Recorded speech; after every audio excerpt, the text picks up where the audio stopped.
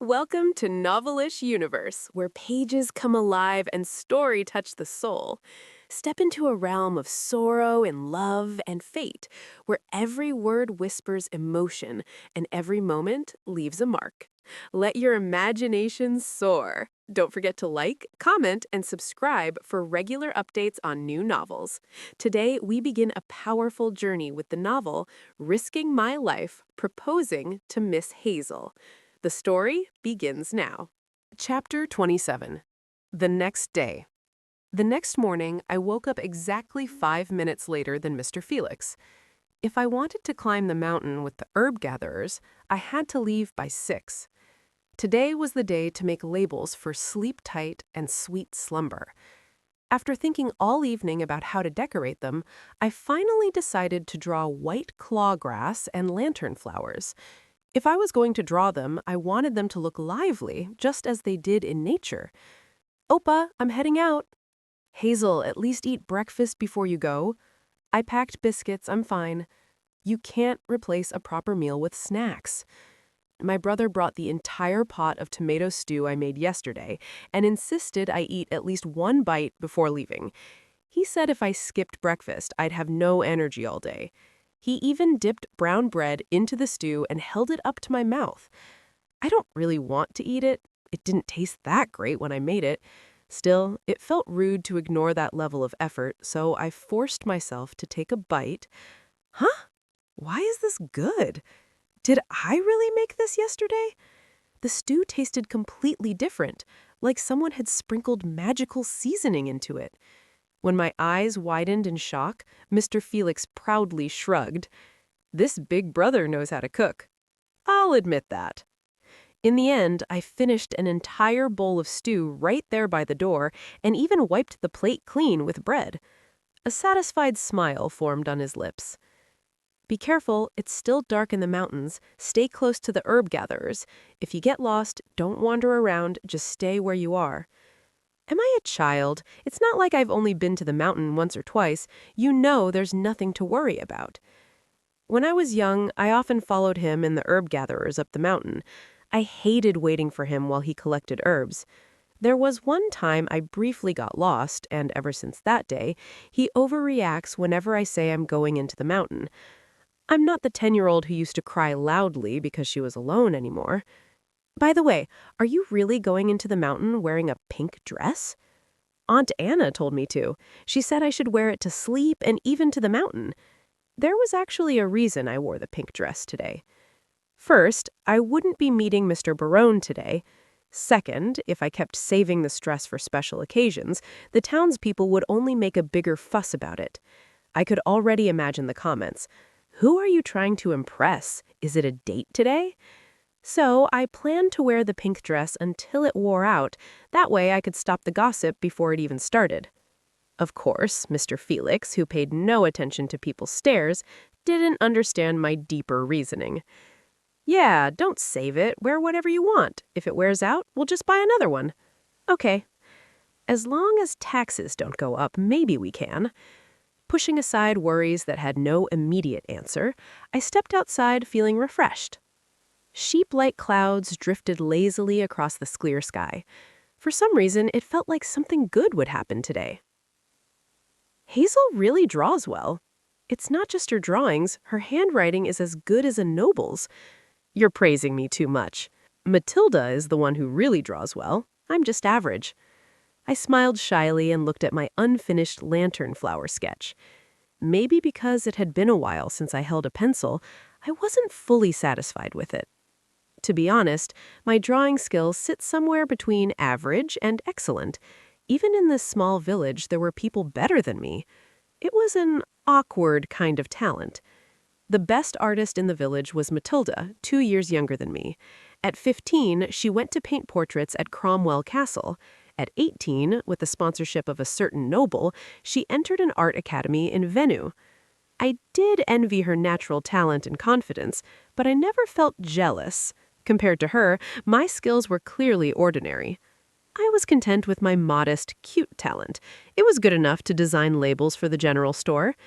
But now, will drawings this simple work in the city?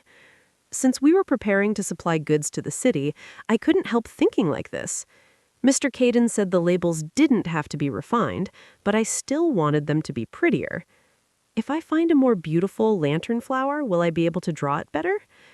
After checking where the herb gatherers were, I walked deeper into the mountain. This one's not quite right. No, not this. Isn't there one more fully bloomed? After searching for quite a while, this is it. I finally found the perfect lantern flower.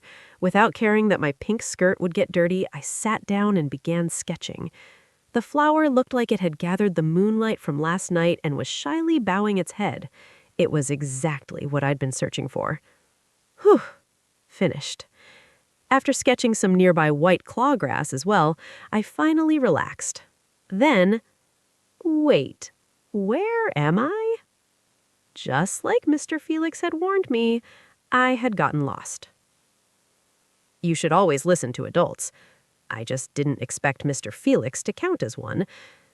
If you get lost, don't wander around, just stay where you are. I am Hazel, a well-behaved 22-year-old adult. After realizing I was lost, I sat quietly in a forest clearing where soft sunlight filtered through the trees for about an hour. Unfortunately, the herb gatherers were nowhere to be seen. Since I couldn't move, the only thing I could do was pet the rabbit that had settled comfortably in my skirt. I got bored and even gave it a name, Toto. Toto, do you know the way out of the forest? I didn't really expect the rabbit to answer. The forest was just too quiet. Still, judging by how deeply the rabbit was sleeping, there seemed to be no dangerous animals nearby. Even if there were wild beasts, I wasn't too worried.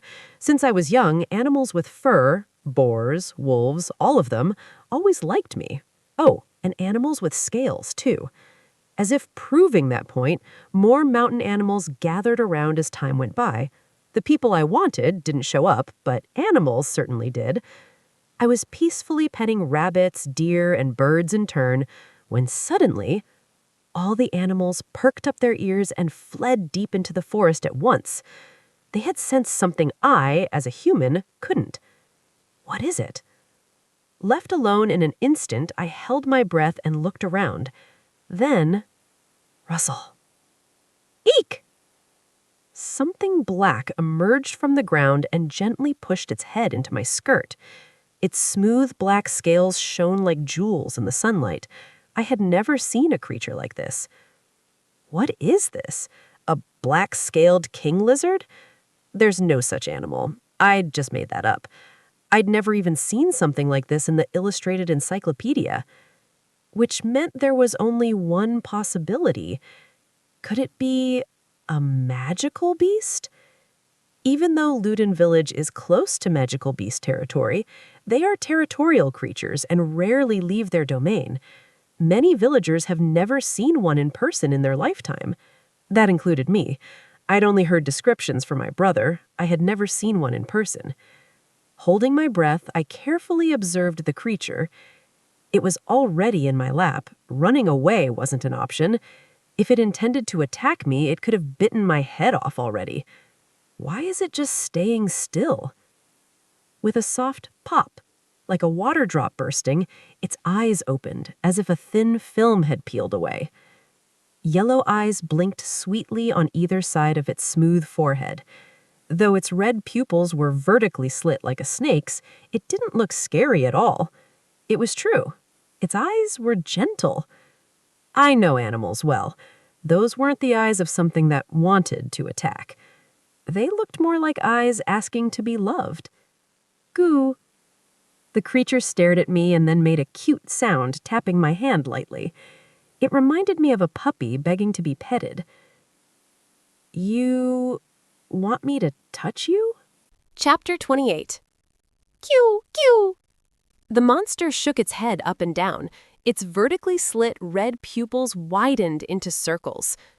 I tilted my head, unsure what was happening, and cautiously reached out my hand. There was a risk that the monster could bite off my hand, but if I didn't follow its request, my body might get split in two. I touched the monster's eye with my palm. Its eyes closed halfway, as if savoring the touch. I gently stroked the monster's forehead like petting a rabbit. Its body felt cool and smooth, like silk. The texture was addictive. Cuckoo, cuckoo. It let out a soft purring sound like a cat. My head went blank with confusion. Then a memory came to me. Why would you go into the monster's territory to get purified water? Just keep collecting herbs, okay? It's fine. The monsters are nice. What? If you go in after drinking, they all become friendly. Back then, I thought Felix was just rambling again while drunk. Why are they nice? The monster now, snuggled in my skirt, seemed exactly as my brother had described. My brother often said nonsense about monsters, that purified water was their bath water, or that they harassed soldiers only because they were men. None of it was worth listening to. But at least one of his stories was true. It won't suddenly turn violent and eat me, right? The monster's eyes, however, were gentle enough to make me forget my worries. It seemed happy to receive affection. While I was watching it, trying to figure out how long this would last, Hazel. A voice called from behind me without any warning. Huh? It sounded like Baron's voice. Why was he here? I turned in surprise and a black shadow shot up from the ground. The monster lunged at Baron. Kya! Its roar shook the mountain, harsh and wild, completely different from the soft sounds it had made with me. Watch out, Baron! But Baron stayed calm. He picked up a branch from the ground and, thwack! He struck the monster's head as if scolding a child. The giant body flipped over. Its short legs hidden under its long body thrashed around. The monster wailed like a fox caught in a trap. Baron approached it calmly, seeming very familiar with monsters despite being a city man. This is a young monster. It's harmless, so there's no need to worry. You've seen monsters before? Once, briefly, during work. Oh, a soldier then. What kind of work had he done? The monster, scared by Baron, crawled back toward me, making pitiful cries with big, pleading eyes. This one is acting out even though it can stand up on its own. Why? Why? To get your attention, Hazel. To get my attention? Why would the monster care about me? Baron blocked its path and spoke firmly. If you don't want your mother to scold you, it's best to return to your territory quickly. Whoosh! The monster ducked its head into the ground. Its long body vanished into the earth. Yet the hole it disappeared into was too small for even a rabbit. It seemed to be a young creature, just as Baron said. What just happened? Even without memories, she seems to still be able to use her abilities. Baron watched Hazel closely as the monster disappeared underground. Her silver hair and golden eyes could be mistaken for signs of dark magic, but they were naturally different. Hiding in the countryside where no one can identify them, smart move. Even if they lived in the city, few would notice them if the siblings didn't use their abilities. The heirs of the 7 ancient families were officially all dead. Yet as soon as Baron entered the Golden General store, he knew Hazel was special, just by the shadow over the counter. Baron, should we tell the village that a monster came out of the forest? Hazel asked, noticing some herb collectors in the distance. Baron hesitated immediately. No need. It's just a young monster wandering. These incidents happen occasionally, even in the city, without much notice. I see. Hazel bit her lower lip thoughtfully. A monster appearing in the forest could normally cause the army to intervene. Herb collectors might avoid the mountains, and even the road to Cromwell Castle could be blocked. But the monster she met wasn't dangerous to her. It charged at Baron, but was easily subdued with a branch. Was it really worth disturbing the village's daily life for just one harmless creature? She decided it wasn't. It was awkward. Why had she chosen to wear a pink dress today? She never expected to meet Baron. The herb collectors teased them, nudging Hazel and Baron to go on a date. Baron, don't make things difficult, Hazel warned them as they left the mountain. Baron followed her calmly. Even though he probably had work to do, he seemed to enjoy the unexpected break. I'm sorry if I ruined your work today, Baron. Not at all. he said with a bright smile. He seemed to welcome the rare day off. And don't worry about everyone teasing us because I wore a pink dress today. Embarrassed, she trailed off.